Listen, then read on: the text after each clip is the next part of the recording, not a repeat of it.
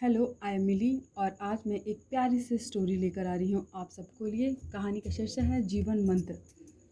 तो ये कहानी बहुत ही प्यारी है भगवान गौतम बुद्ध की, इसलिए मैं चाहती हूँ कि आप इस कहानी को शेयर ज़रूर करें। अगर हमारा मन शांत नहीं है तो कैसे अपने मन को शांत किया जाए, ये कहानी इसी आधार पर है। मन अगर शांत नहीं है तो गौतम बुद्ध की एक कथा हमारी परेशानियों को दूर कर सकती है। यहाँ जानिए मन की शांति से जुड़ी एक प्यारी सी कथा। कथा के अनुसार एक दिन गौतम बुद्ध से मिलने एक पंडित अपने शिष्यों के साथ पहुंचा। पंडित बहुत ही जोश में था।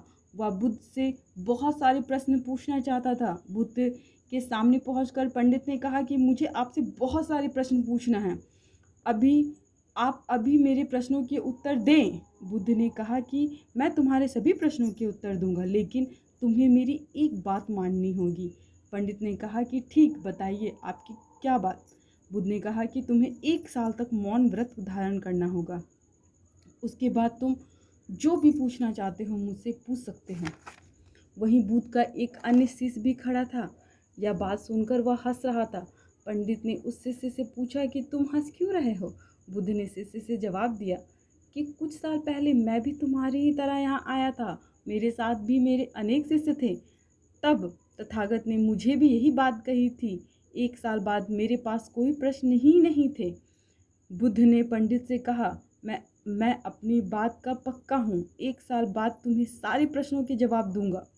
पंडित ने बुद्ध की बात मान ली और मौन व्रत धारण कर लिया। धीरे धीरे वह मौन की वजह ध्यान में उतरने लगा। उसका मन भी शांत हो गया, एकदम शांत, एकदम निर्मल हो गया। उसका मन स्वच्छ हो गया। सभी प्रश्न खत्म होने लगे। 1 साल बाद बीत गया। तब बुद्ध ने उससे कहा कि अब तुम अपने प्रश्न मुझसे पूछ सकते हो। यह बात सुनकर पंडित हंसा और कहा कि 1 साल पहले आपके शिष्य ने सही कहा था कि 1 साल बाद कोई प्रश्न ही नहीं बचेगा। आज मेरे पास पूछने के लिए प्रश्न नहीं है।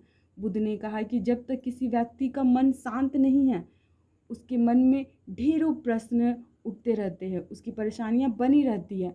मन की एक अवस्था के प्रश्न होते हैं और दूसरी अवस्था में उत्तर होते हैं।